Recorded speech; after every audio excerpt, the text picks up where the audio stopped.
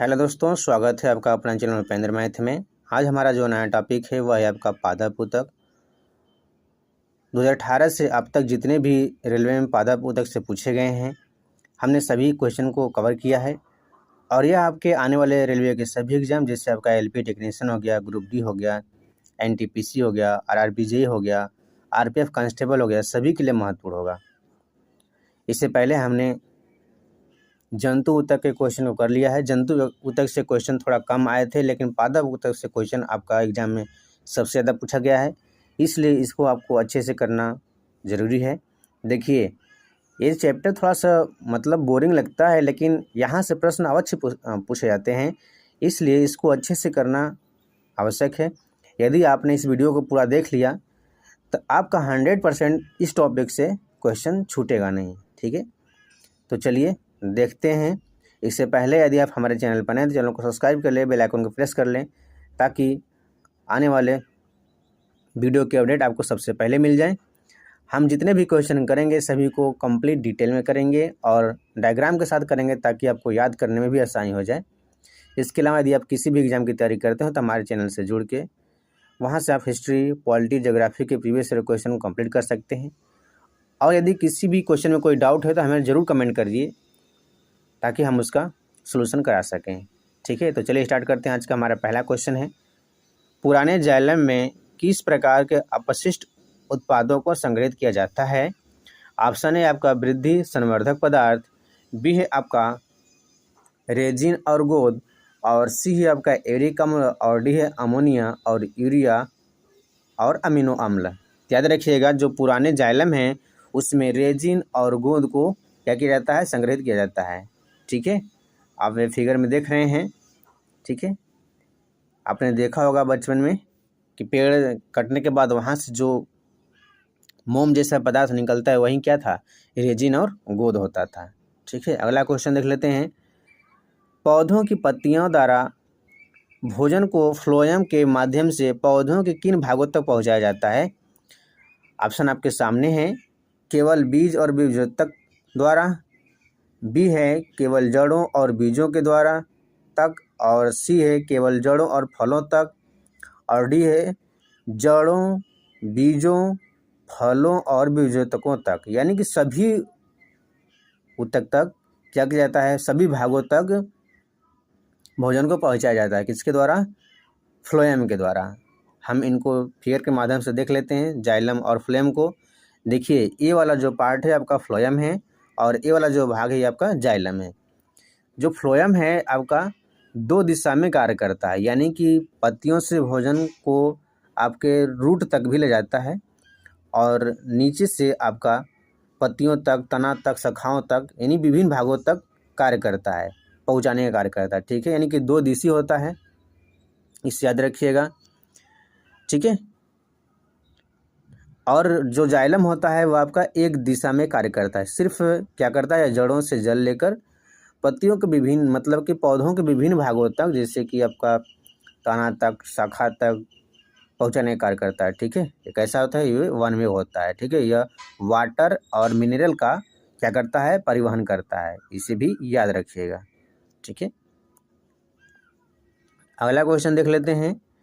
इनमें से किस प्रकार की कोशिकाएं पादपों में संवहनी ऊतक का भाग नहीं है? संवहनी ऊतक देखिए दो टाइप के हैं आपका, है कौन कौन से? एक होता है जाइलम, ठीक, एक होता है फ्लोएम। इसे याद रखिएगा। यानी संवहनी ऊतक दो प्रकार पाए जाते हैं, कौन कौन से? जाइलम और फ्लोएम। जाइलम क्या करता है? यह पौधों में जड़ों से जल और मिनरल को विभिन्न भागों तक पहुंचाता है, और फ्लोएम क्या करता है? यह पत्तियों से प्राप्त भोजन को विभिन्न भागों तक पहुंचाता है। ठीक है, और क्या करता है? जड़ से मिनरल भी, ये जड़ से पोषक तत्व, जड़ से पोषक तत्व भी पहुंचाने का कार्य करता है। यही वजह है कि जो फ्लोएम है वह दो दिशा में कार्य करता है। ठीक है, देख लेते हैं। ऑप्शन है कलेनकाइमा, बी है संवाहिका, डी है पैरेनकाइमा, और सी है वाहिका। तो देख लेते हैं। जो कलेनकाइमा है यह आपका सरल अस्थायी ऊतक है। ठीक है, यानी कि यह कलेनकाइमा क्या करता है? यह आपका पादपों को क्या करता है? सहारा प्रदान करता है उसको, जैसे कि जो टहनियाँ हैं, टहनियाँ में जो क्या होता है, लचीलापन आता है, वह कलेनकाइमा की वजह से आता है। ठीक है, तो यह क्या है, यह संवहनी ऊतक का भाग नहीं है। कौन? कलेनकाइमा, याद रखिएगा। बाकी संवाहिका हैं, वाहिका हैं, पैरेन्काइमा, ये सब क्या है, संवहनी ऊतक का भाग है। इसको और भी अच्छे से हम आगे क्वेश्चन में देखने वाले हैं। अगला क्वेश्चन है हमारा, निम्न में से क्या जाइलम वाहिकाओं को जलरोधी बनाता है? ऑप्शन ए है सेलुलोज, बी है क्यूटिन, और सी है आपका सुबेरिन, और डी है लिग्निन। याद रखिएगा, जाइलम वाहिकाओं को जलरोधी बनाने का कार्य आपका लिग्निन करता है। ठीक है, ये देख रहे हैं लिग्निन, यही क्या करता है, जलरोधी बनाने का कार्य करता है। यानी कि ऑप्शन डी इसका सही उत्तर हो जाएगा। ठीक है, अगला क्वेश्चन है हमारा, फ्लोएम पौधों का संवहनी ऊतक होता है जो डैश का परिवहन करता है। जो फ्लोएम है किसका परिवहन करता है? जल का नहीं, गैसों का नहीं, ऑक्सीजन का नहीं, किसका परिवहन करता है? पोषक तत्वों का। यानी कि ऑप्शन डी इसका सही उत्तर हो जाएगा। ठीक है, अगला क्वेश्चन है हमारा, निम्नलिखित में से किसकी उपस्थिति जटिल पादपों का एक विशिष्ट गुण है जिससे असली वातावरण में उनके अस्तित्व को संभव बनाता है? निम्नलिखित में से किसकी उपस्थिति जटिल पादपों का एक विशिष्ट गुण है जिससे स्थलीय वातावरण में उनके अस्तित्व को संभव बनाता है? ऑप्शन ए है दृढ़ोत्तक ऊतक, बी है बीजोत्तक ऊतक, सी है आपका संवहनी ऊतक, और डी है मृतक ऊतक। तो कौन सा उनसे अलग बनाता है? तो इसका उत्तर हो जाएगा आपका ऑप्शन सी, यानी कि संवहनी ऊतक क्या करता है, उनको अलग बनाता है। ठीक है, ऑप्शन सी इसका सही उत्तर हो जाएगा। अगला क्वेश्चन है, निम्न में से कौन सा प्रकाश संश्लेषण के उत्पादों को पत्तियों से पादप के अन्य भागों तक परिवहन करता है? ऑप्शन ए है कलेनकाइमा, बी है दृढ़ोत्तक, सी है जाइलम, और डी है फ्लोएम। प्रश्न को ध्यान से पढ़िएगा। पूछा है कि प्रकाश संश्लेषण के उत्पादों का पत्तियों से पादप के अन्य भागों तक परिवहन करता है, यानी कि जो भोजन है, जो पोषक तत्व हैं, कौन सा पहुंचाता है, वह आपका फ्लोएम कार्य करता है। फ्लोएम क्या करता है, वह पत्तियों द्वारा उत्पन्न जो भोजन है उसको पौधों के विभिन्न भागों तक पहुंचाता है। ये आपका फ्लोएम का क्या है, फिगर है। फ्लोएम क्या करता है, यह दो दिशा में, यानी कि पत्तियां से जो भोजन बनता है उसे जड़ों तक, पादपों के विभिन्न भागों तक पहुंचाने का कार्य करता है, और जड़ से भी पोषक तत्व को विभिन्न भागों तक ले जाने का कार्य करता है। इसलिए क्या होता है, फ्लोएम दो दिशा में कार्य करता है। ठीक है, और भी जान लेते हैं। फ्लोएम के जो भाग हैं, आपका सीव पोर हो गया, कंपेनियन सेल हो गया, फ्लोएम पैरेन्काइमा हो गया, और सीव ट्यूब हो गया। ये सब क्या हैं, फ्लोएम के पार्ट हैं। इन सबको भी याद रखिए, क्योंकि एग्जाम में पूछा जाता है कि कौन कौन सा फ्लोएम का भाग नहीं है। इसके अलावा कलेनकाइमा जो है, कलेनकाइमा पौधों को क्या करता है, लचीलापन प्रदान करता है। ठीक है, उसके बाद दृढ़ोत्तक जिसे हम स्क्लेनकाइमा कहते हैं। तो जैसे आप बीज का कवर हो गया या फिर पौधे का बाहरी परत हो गया, वो आपका स्क्लेनकाइमा का बनता है। और स्क्लेनकाइमा कैसी कोशिका है, मृत कोशिका है, और यह क्या करता है, यह उनको मजबूत बनाता है। ठीक है, हार्ड बनाता है। जाइलम क्या करता है, जाइलम पौधों में आपका जल और खनिज का परिवहन करता है। ठीक है, अगला क्वेश्चन देख लेते हैं। चालनीय पट्टिकाएं यानी सीव प्लेट डैश में पाई जाती है। ठीक है, ऑप्शन ए है फ्लोएम नली कोशिकाओं में, आपका बी है फ्लोएम सहजर कोशिकाओं में, सी है फ्लोएम तंतु कोशिकाओं में, और डी है फ्लोएम पैरेन्काइमा कोशिकाओं में। तो याद रखिएगा, जो चालनीय पट्टिकाएं होती हैं वह आपका फ्लोएम नली कोशिकाओं में पाया जाता है, सीव प्लेट। ठीक है, अगला क्वेश्चन देख लेते हैं। जाइलम का इनमें से कौन सा घटक जल के परिवहन में कार्य नहीं करता? देखिए, जाइलम के 4 घटक हैं। ठीक है, जाइलम मृतक, जाइलम वाहिकाएं, जाइलम तंतु, और जाइलम वाहिकाएं। तो पूछा क्या है कि इनमें से कौन सा घटक जल के परिवहन में कार्य नहीं करता? तो जाइलम मृतक कार्य करता है, ठीक है, यानी कि जाइलम पैरेन्काइमा कार्य करता है। जाइलम वाहिनिकाएँ भी कार्य करती है जल के परिवहन में, लेकिन जाइलम तंतु क्या करता है, यह जल के परिवहन में कार्य नहीं करता, यानी कि ऑप्शन सी इसका सही उत्तर हो जाएगा। और जाइलम वाहिकाएँ जो हैं यह भी जल के परिवहन में कार्य करती हैं। ठीक है, ये आप फिगर में देख रहे होंगे। जाइलम पैरेन्काइमा, वेसल्स, ट्रैकियार्ड और आपका जाइलम फाइबर है। ठीक है, ये जाइलम फाइबर क्या करता है, यह आपका पौधों को दृढ़ता उत्पन्न करता है। ठीक है, उसको सहारा प्रदान करता है, तो याद रखिएगा। बाकी सब ट्रैकियार्ड हो गया, जाइलम पैरेन्काइमा हो गया, बेसल हो गया, यह क्या करता है, जल के परिवहन में मदद करता है। ठीक है, और जो जाइलम पैरेन्काइमा है यह भोजन का भी संग्रह करता है, इसे भी याद रखना है। ठीक, अगला क्वेश्चन है, root apex dash root apex की लगातार विभाजित होने वाली कोशिकाएं द्वारा दर्शाया गया है। ऑप्शन ए है अंकुरण, बी है परिपक्वता और डी है हार्मोनल, सी है मेरिस्टेमेटिक विकास। तो जो मेरिस्टेमेटिक विकास से यह रूट एपेक्स की लगातार विभाजित होने वाली कोशिकाओं द्वारा दर्शाया जाता है, यानी कि ऑप्शन डी इसका सही उत्तर हो जाएगा। ठीक है, अगला क्वेश्चन है, नारियल के छिलके में मौजूद कौन सा ऊतक उसे कठोर और दृढ़ बनाता है। ऑप्शन ए है पैरेन्काइमा। तो पैरेन्काइमा क्या करता है, पैरेन्काइमा यह भोजन का संग्रह करता है, इसे याद रखना है, पूछा जाता है। स्क्लेरेन्काइमा क्या करता है, यह जो बीज है उसका बाहरी कवर बनाता है, यानी कि दृढ़ और मजबूत बनाता है। ठीक है, यह पौधों के भी बाहरी कवर होता है, यानी कि जो नारियल का छिलका है उसका जो बाहरी कवर कठोर भाग बनता है, जो आप देख रहे हैं फिगर में। ठीक है, यह स्क्लेरेन्काइमा का बना होता है। ठीक है, यह मृत कोशिकाएं होती हैं, इसे भी याद रखना है। ठीक, अगला ऑप्शन डी देख लेते हैं, जो कैलेनकाइमा है। कैलेनकाइमा पौधे में जो लचीलापन आता है वह कैलेनकाइमा की वजह से आता है। कैलेनकाइमा आपकी जीवित कोशिका है, इसे भी याद रखना है। अगला क्वेश्चन देख लेते हैं, जाइलम के कौन से तत्व मृत कोशिकाओं से बने होते हैं और फिर भी पौधे में जल और खनिजों के परिवहन के लिए उत्तरदायी होते हैं। ठीक है, ऑप्शन ए है आपका वाहिनिका और जाइलम मृतक, बी है आपका वाहिका और जाइलम मृतक, सी है वाहिनिका और वाहिका। तो सबसे अच्छा जो आपका उत्तर होगा वह आपका सी होगा, यानी कि वाहिनिका और वाहिका दोनों क्या करते हैं, यह आपके मृत कोशिकाओं के बने तो जरूर हैं, लेकिन जल के परिवहन में क्या करते हैं, सहायता करते हैं। ठीक है, अगला क्वेश्चन देख लेते हैं, किसी पादप में मोटी कोशिका भित्ति वाली ऐसी कोशिकाएं हमें कहाँ पे मिल सकती हैं। तो ऑप्शन ए है बाह्य त्वचा में, बी है जाइलम में, सी है बीजोत्तक में और डी है फ्लोएम में। तो जो ऐसी कोशिका भित्ति होती है वह केवल फ्लोएम में पाई जाती है, यानी कि ऑप्शन डी इसका सही उत्तर हो जाएगा। ठीक है, इसको याद रखना है।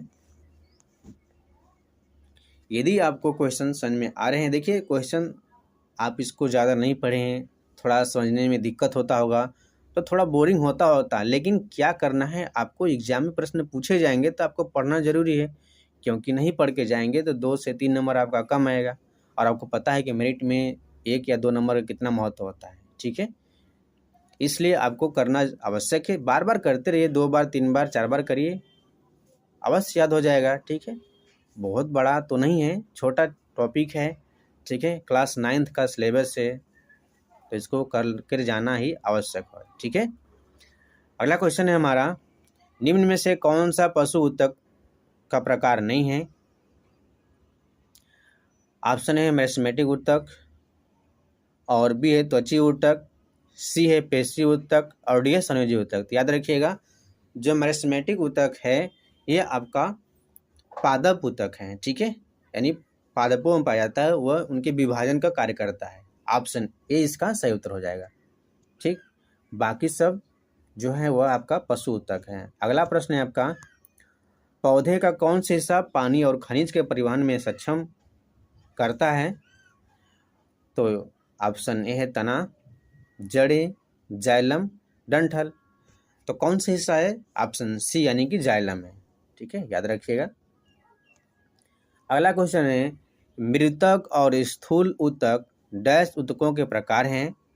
ऑप्शन है संवहनी ऊतक, बी है यांत्रिक ऊतक, सी है सरल अस्थायी ऊतक और डी है तंत्रिका ऊतक। तो देखिए जो मृतक है जिसे हम पैरेन्काइमा कहते हैं, स्थूल ऊतक है जिसे हम क्लेन्काइमा कहते हैं। स्थूल इसलिए कहते हैं क्योंकि इसकी कोशिका भित्ति जो होती है मोटी होती है, ठीक है। तो यह किसके प्रकार है? यह आपका सरल अस्थायी ऊतक के प्रकार है, यानी कि ऑप्शन सी इसका सही उत्तर हो जाएगा। देखिए जो आपके अस्थायी ऊतक हैं दो प्रकार के होते हैं, उससे समझ लीजिए क्योंकि एग्जाम पूछा जाता है।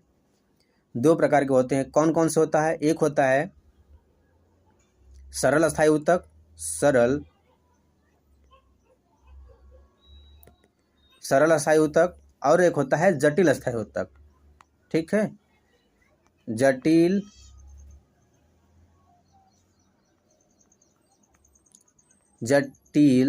अस्थायी ऊतक,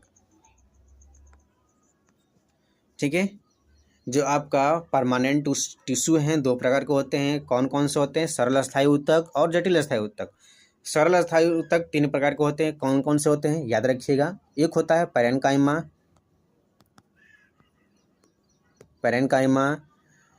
एक होता है कोलेनकाइमा,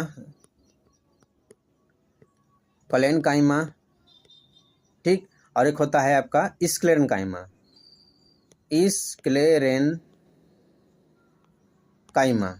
ठीक।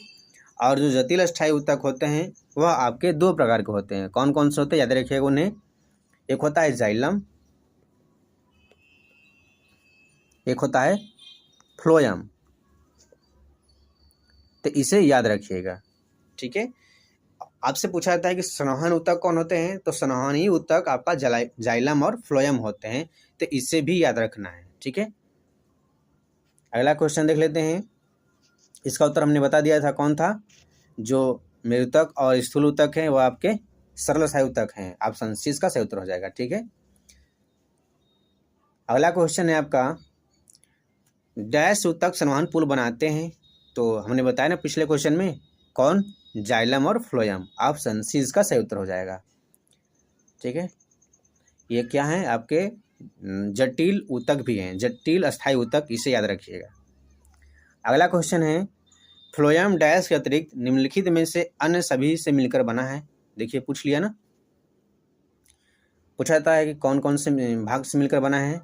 देखिए फ्लोएम जो है आपका सीव पोर हो गया, कंपेनियन सेल हो गया, फ्लोएम पैरेन्काइमा हो गया, सीव ट्यूब हो गया, इन सभी से मिलकर बना है, ठीक है। जैसे में आपका चलनी नलिकाएं, इससे फ्लोएम बना है, ठीक है। सहकोशिकाएं, इससे भी फ्लोएम बना है। फ्लोएम तंतु, इससे भी फ्लोएम बना है, लेकिन आपका फ्लोएम वाहिका से यह नहीं बना है, ठीक है। यानी कि ऑप्शन बी इसका सही उत्तर हो जाएगा, ठीक। अगला क्वेश्चन देख लेते हैं, कौन सा अस्थायी ऊतक एक पौधों को कठोर और मजबूत बनाता है? ऑप्शन आपके सामने है क्लेरेन्काइमा, स्क्लेरेन्काइमा, पैरेन्काइमा और एरेन्काइमा।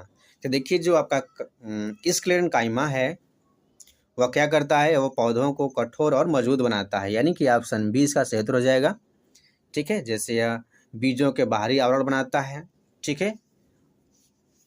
कोलेनकाइमा क्या करता है? यह पौधों को लचीलापन प्रदान करता है, ठीक है, जिससे पौधे क्या करते हैं?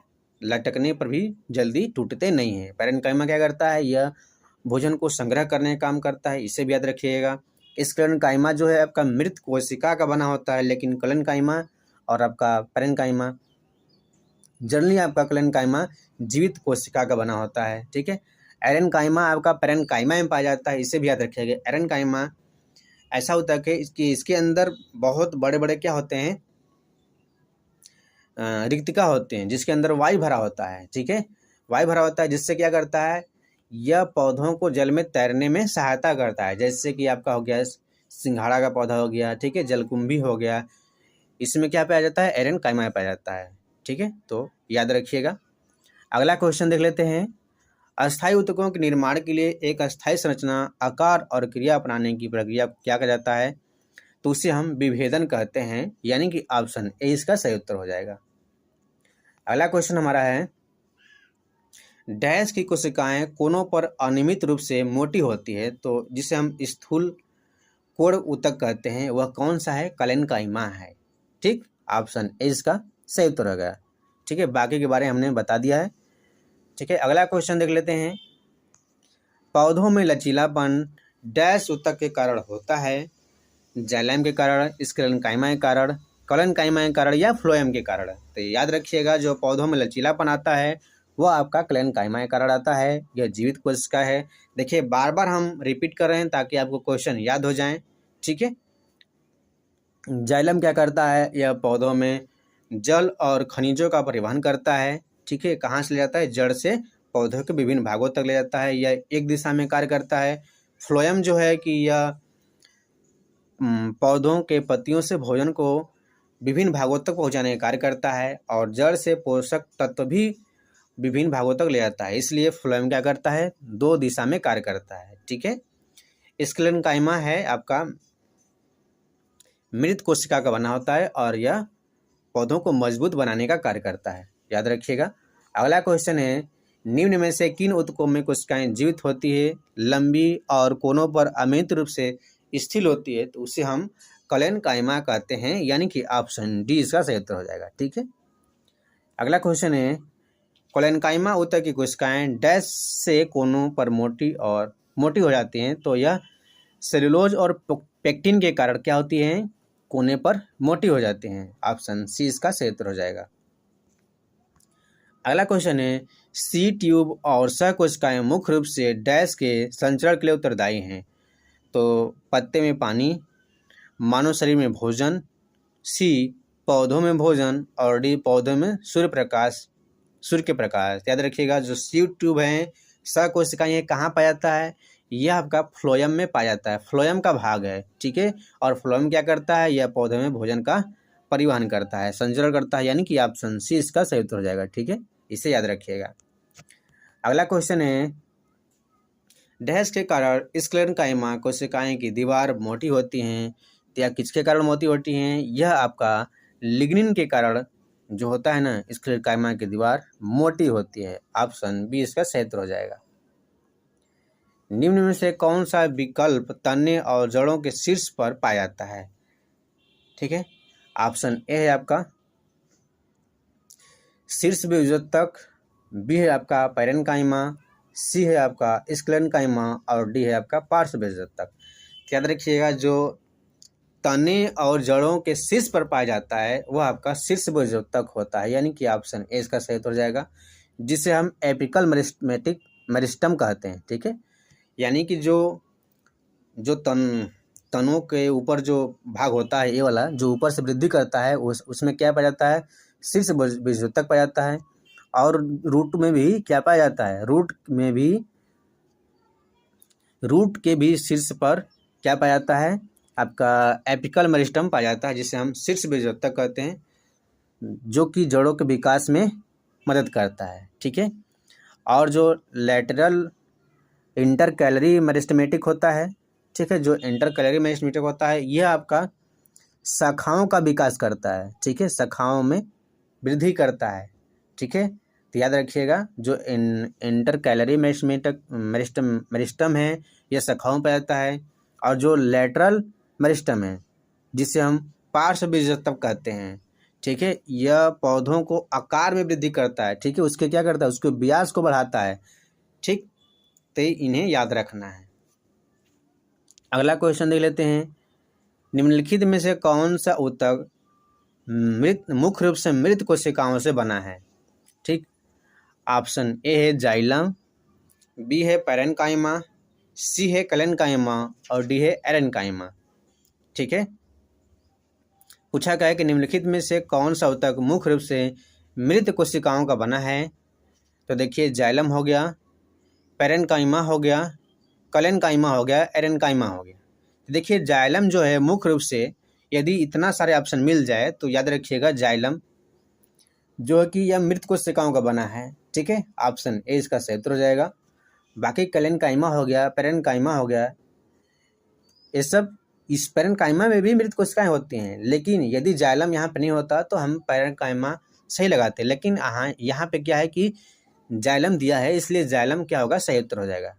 ठीक है, जाइलम के भाग देख लेते हैं। जैसे कि आपका हो गया जाइलम वेसल, यह क्या करता है, यह मेन कंडक्टिव सेल है, यानी कि परिवहन करने का मेन सेल कौन सा है, आपका जाइलम वेसल्स है। जाइलम ट्रेकियार्ड क्या करता है, यह वाटर को क्या करता है, कंडक्ट करने का कार्य करता है। जाइलम फाइबर क्या करता है, जाइलम फाइबर यह आपको वाटर को ट्रांसपोर्ट में मदद करता है और सपोर्ट भी प्रदान करता है। ठीक है, खास तौर से यह वाटर के ट्रांसपोर्ट में मदद नहीं करता, लेकिन सपोर्ट प्रदान करता है। ठीक है, उसके अलावा जो पैरेन्काइमा है, जाइलम पैरेन्काइमा, यह आपका भोजन का पैकिंग करने का कार्य करता है।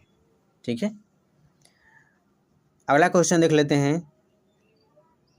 जैसे कि आप इसमें समझ लीजिए, जो आपका वेसल्स है, ट्रैकियार्ड है, ये क्या है, ये डेड सेल का बने होते हैं। ठीक है, इसे भी याद रखना है। अगला क्वेश्चन हमारा है, निम्नलिखित में से कौन से ऊतक का अंतरकोशिकीय क्षेत्र बड़ा होता है। ऑप्शन ए है पैरेन्काइमा, बी है कलेन्काइमा, सी है स्क्लेन्काइमा और डी है आपका जाइलम। तो याद रखिएगा, जो पैरेन्काइमा है उसका अंतरकोशिकीय क्षेत्र बड़ा होता है। ठीक है, इसे याद रखना है। ऑप्शन ए इसका सही उत्तर हो जाएगा। ठीक है, ये पैरेन्काइमा का फिगर है, इसे भी देख लीजिएगा। अगला क्वेश्चन है, पौधों के तने के छल्लों के रूप में पाई जाने वाली आकृति जो उसकी वृद्धि में सहायक होती है, निम्न में से कौन से ऊतक पाए जाते हैं। ठीक है, पौधों के छल्ले, छल्ले यानी कि उसके व्यास में, तो कौन सा, लेटरल मेरिस्टेमेटिक ऊतक, कैम्बियम, एपिकल मेरिस्टेमेटिक ऊतक और वर्टिकल मेरिस्टेमेटिक ऊतक। याद रखिएगा, लेटरल मेरिस्टेमेटिक ऊतक। ठीक है, फिगर में आप देख लीजिएगा। ऑप्शन इसका सही उत्तर हो जाएगा। ये कौन सा है, लेटरल। तो जो उसके छल्ले में, यानी कि ये वाला जो भाग है छल्ले में, ये वाला भाग जो पौधों की मोटाई में वृद्धि करता है, वह वहाँ पे कौन सा ऊतक पाया जाता है, वहाँ पे लेटरल मेरिस्टेमेटिक ऊतक पाया जाता है। ठीक, अगला क्वेश्चन है, निम्नलिखित में से कौन सा ऊतक जड़ों से खाद्य पदार्थों का परिसंचरण करता है। तो इस क्वेश्चन को ध्यान से पढ़िएगा। कौन सा ऊतक क्या करता है, जड़ों से खाद्य पदार्थ, यदि खाद्य पदार्थ पूछे तो याद रखिएगा वहाँ पे आपको उत्तर फ्लोएम करना है, यानी कि ऑप्शन सी का सही उत्तर हो जाएगा।